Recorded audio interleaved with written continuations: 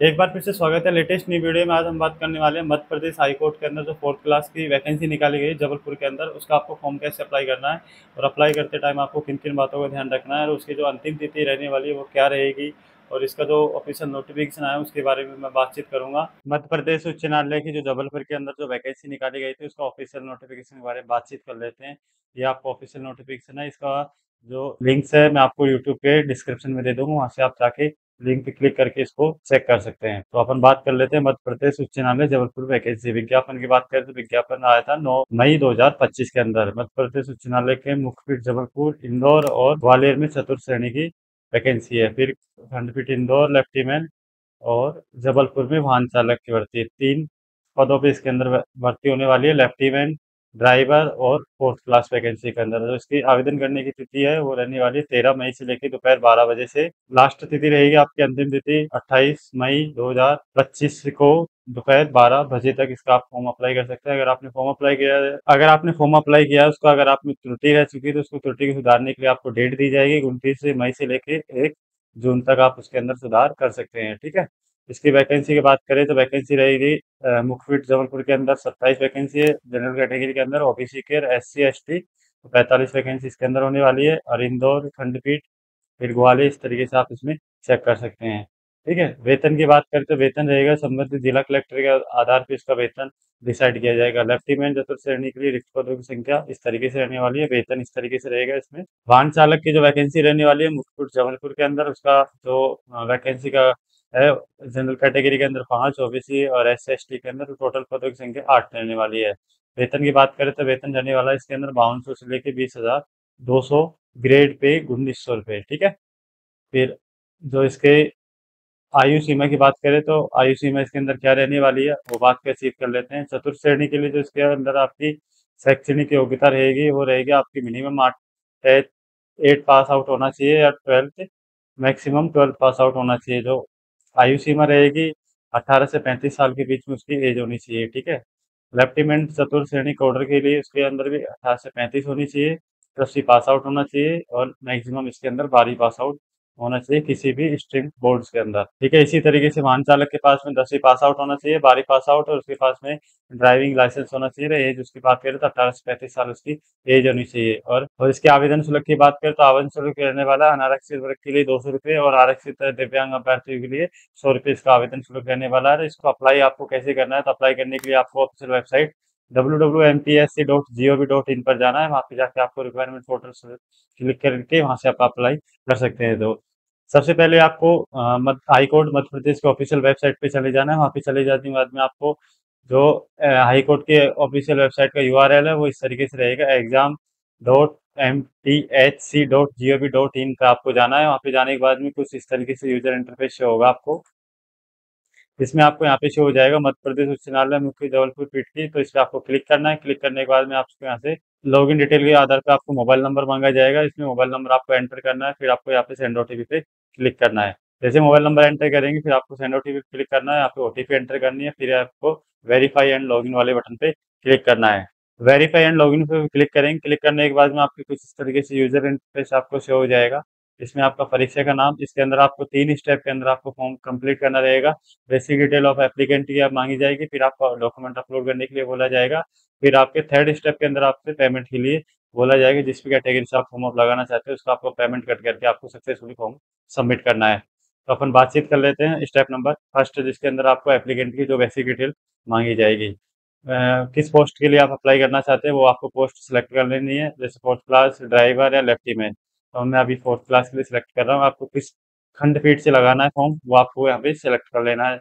Principal seat Jabalpur, Indore, Gwalior, जिस भी खंडपीठ से आपको लगाना है वो आप यहाँ पे सिलेक्ट कर सकते हैं। मैं अभी जबलपुर सिलेक्ट कर रहा हूँ। यहाँ पे फिर आपको 10th की मार्कशीट के अकॉर्डिंग आपका आपके पास में या 10 या 8 की मार्कशीट के अकॉर्डिंग आपको यहाँ पे नाम एंटर करना रहेगा, एप्लीकेंट फुल नेम। यहाँ पे आपको नाम एंटर करना है। नाम एंटर करने के बाद में आपको यहाँ पे जेंडर सेलेक्ट करना है, मेल फीमेल। ठीक है। फिर आपको यहाँ पे फादर्स नेम एंटर करना रहेगा, फिर मदर्स नेम। फिर आपको यहाँ पे डेट ऑफ बर्थ डालनी रहेगी। अगर आप शासकीय कर्मचारी है, ऑलरेडी आप कहीं पे गवर्नमेंट एम्प्लॉय है तो आप यहाँ पे यस करना है। किस विभाग के अंदर है वो आपको यहाँ पे सेलेक्ट करना है, अगर नहीं है तो आपको नो कर देना है। अगर आप दिव्यांग है तो दिव्यांग पे यस पे क्लिक करेंगे, आप कितने % दिव्यांग है वो आपको यहाँ पे डालना है। और किस तरीके से आपका दिव्यांग का प्रकार है वो आपको यहाँ पे एंटर करना है। तो नहीं है तो नो से कर देंगे यहाँ पे। आपकी नेशनलिटी क्या है वो आपको यहाँ पे सेलेक्ट करनी है। फिर आपसे पूछा जाएगा कि आप मध्य प्रदेश के मूल निवासी है, तो आपको यहाँ पे क्लिक करना है। अगर नहीं है तो आपको नई वाले पे क्लिक करना है। ठीक है, अगर हाँ है तो आप हाँ कर सकते हैं। ठीक है, अभी मध्य प्रदेश का मूल निवासी नहीं है तो मुझे नहीं पे क्लिक करना है। ठीक है, तो ओबीसी कैटेगरी से आते हैं तो ओबीसी कैटेगरी आपको यहाँ पे सिलेक्ट कर लेनी है। फिर आपका मैरिटल स्टेटस पूछा जाएगा, आपका सिंगल है, विवाहित है, विधवा है, जो भी है आप वहाँ पे सिलेक्ट कर सकते हैं। तो मैं अभी अविवाहित कर देता हूँ। ठीक है, मैं अविवाहित हूँ तो आपको अपने यहाँ पे सेलेक्ट कर लेता। अगर विवाहित है तो आपको यहाँ पे विवाहित करना है। फिर आपको बच्चों की संख्या यहाँ पे एंटर करनी है, आपके पास 2 बच्चे हैं वो सेलेक्ट करना है। अगर आप विधवा है तो आपको विधवा पे क्लिक करना है। फिर आपको यहाँ पे जीरो क्लिक करके आपको यहाँ पे आगे प्रोसीड कर देना है। ठीक है, तो अभी मैं सिंगल पे सिलेक्ट टिक कर देता हूँ। टिक करने के बाद में आपको यहाँ पे बच्चों की संख्या कुछ भी एंटर नहीं करना, आपको यहाँ पे जीरो एंटर कर देना है। फिर आपको यहाँ पे मोबाइल नंबर एंटर करना है, फिर आपको ईमेल आईडी डालनी है, फिर आपको यहाँ पे आधार नंबर एंटर करना है, फिर आपके आइडेंटिटी मार्क डालना है। आपके पास भी शरीर के ऊपर कोई भी निशान वगैरह है वो आपको यहाँ पे सेलेक्ट कर लेना है। फिर आपसे यहाँ पे स्टेट पूछा जाएगा किस स्टेट से आप आते हैं, वो आपको स्टेट सेलेक्ट कर लेना है। फिर आपको सिटी सेलेक्ट करनी है यहाँ पे। फिर आपकी जो भी तहसील पड़ती है वो आपको यहाँ पे सेलेक्ट कर लेनी है। ठीक है, फिर आपको यहाँ पे फुल एड्रेस एंटर करना है। फुल एड्रेस एंटर करने के बाद में आपको पिन कोड डालना रहेगा। पिन कोड डालने के बाद में फिर आपको परमानेंट एड्रेस पूछा जाएगा।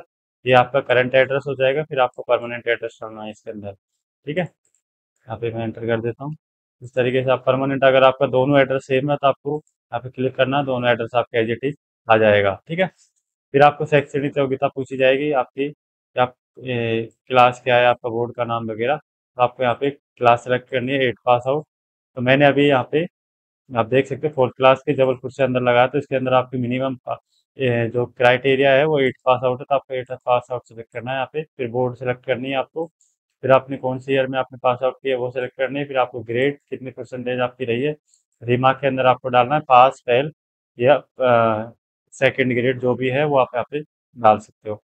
अगर आपने 10वीं पास आउट कर रखी है तो आपको यहाँ पे 8 लिखना है। फिर आपको यहाँ पे 8 लिख के आपको बोर्ड का नाम डालना है। आपको BSc RPSC जो भी आपने किया वो आप यहाँ पे डाल के आपको प्रोसीड वाले बटन पे क्लिक करना है। जैसे आप यहाँ पे चेक बॉक्स क्लिक करके आपको यहाँ पे ऐड मोर एक्सपीरियंस पे आपको क्लिक करना है। अगर आपके पास में एक्सपीरियंस है तो आपको ऐड मोर एक्सपीरियंस करके आपका एक्सपीरियंस ऐड कर देना है। अगर नहीं है तो आपको यहाँ पे सेव एंड नेक्स्ट वाले बटन पे क्लिक करना है। आप सेव एंड नेक्स्ट वाले बटन पे क्लिक करेंगे तो नेक्स्ट वाले बटन पे क्लिक करने के बाद में जो आपने डिटेल्स एंटर करी थी वो आपको डिटेल्स यहाँ पे शो हो जाएगी इस तरीके से। आप डिटेल आपको यहाँ पे शो हो जाएगी। फिर आपको नीचे स्क्रॉल डाउन करना है सेकंड स्टेप के अंदर। फिर आप यहाँ पे पासपोर्ट साइज फोटो अपलोड करनी है, 20 से 100 KB के बीच के अंदर आपकी साइज होनी चाहिए। और आपको सिग्नेचर अपलोड करना है। फिर आपको यहाँ पे आधार कार्ड अपलोड करके फिर आपको यहाँ पे मूल निवास प्रमाण पत्र आपको अपलोड करना है। फिर आपकी जो 8th की मार्कशीट है, 10th की या 12th की, वो आपको यहाँ पे PDF साइज के अंदर अपलोड करनी है। फिर आपको यहाँ पे कास्ट सर्टिफिकेट अपलोड करना है। फिर आपको यहाँ पे मूल निवास करना है। वो फोटो और सिग्नेचर आपको JPG के अंदर अपलोड करना है और बाकी के सारे डॉक्यूमेंट आपको PDF साइज के अंदर अपलोड करने हैं 50 से 150 KB के अंदर। ये सारी चीज़ अपलोड करने के बाद में आपको यहाँ पे जैसे आप डॉक्यूमेंट अपलोड करेंगे, डॉक्यूमेंट अपलोड करने के बाद में आपके यहाँ पे फोटो और साइन दोनों आपको यहाँ पे शो हो जाएंगे। शो होने के बाद में आपको स्क्रॉल डाउन करके नीचे आना है। फिर जो डिटेल्स आपने एंटर करते हो आपको डिटेल्स यहाँ पे शो हो जाएगी। वो डिटेल्स आपको वेरीफाई एंड क्रॉस वेरीफाई आपको चेक कर लेनी है। चेक करने के बाद में आपको नीचे स्क्रॉल डाउन करके आपको मेक पेमेंट वाले ऑप्शन पे क्लिक करेंगे तो आपको 100 रुपये का पेमेंट आपसे पूछा जाएगा जिस भी आपने कैटेगरी से अप्लाई किया है। वो अप्लाई करने के बाद में जैसे आप मेक पेमेंट पे क्लिक करते हैं, मेक पेमेंट पे क्लिक करने के बाद में आपसे पेमेंट के लिए बोला जाएगा तो आपको पेमेंट के लिए क्लिक करना है। चूज कर सकते हैं, जैसे आपको नेट बैंकिंग से करना है, कार्ड से करना है, डेबिट कार्ड से, क्रेडिट कार्ड से, UPI से, किससे भी करना है आपको तो वो सेलेक्ट कर सकते हैं। इसके अंदर आपको कोई भी चार्जेस आपको देना नहीं रहेगा। क्रेडिट कार्ड के अलावा आपको कोई भी चार्जेस नहीं लगेगा। आपको UPI पे क्लिक करना है। क्लिक करने के बाद में कुछ इस तरीके से आपका इंटरफेस होगा। इसके बाद में आपको QR कोड लेना है, आपको ये UPI ID से करना है तो आपको QR कोड पे क्लिक करेंगे। QR कोड पे क्लिक करने के बाद में आपको कन्फर्म पे क्लिक करना है, फिर ओके वाले बटन क्लिक करना है। आपको अपने QR कोड आएगा, इसको आपको स्कैन कर लेना है। स्कैन करने के बाद में आपका जो मध्य प्रदेश हाईकोर्ट के अंदर जो 4th क्लास की वैकेंसी का फॉर्म है आपको सक्सेसफुली सबमिट हो जाएगा। अगर आप घर बैठे कोई भी वैकेंसी या कोई भी जॉब या कोई भी सरकारी वैकेंसी का अगर फॉर्म भरवाना चाहते हैं तो आप मुझे कॉल या मैसेज भी कर सकते हैं। उम्मीद है आपको ये वीडियो पसंद आया होगा। वीडियो पसंद आए तो चैनल को सब्सक्राइब करें, लाइक शेयर और कमेंट करना ना भूलें। मिलते हैं किसी नेक्स्ट वीडियो में इंटरेस्टिंग टॉपिक के साथ में, तब तक के लिए जय हिंद जय भारत।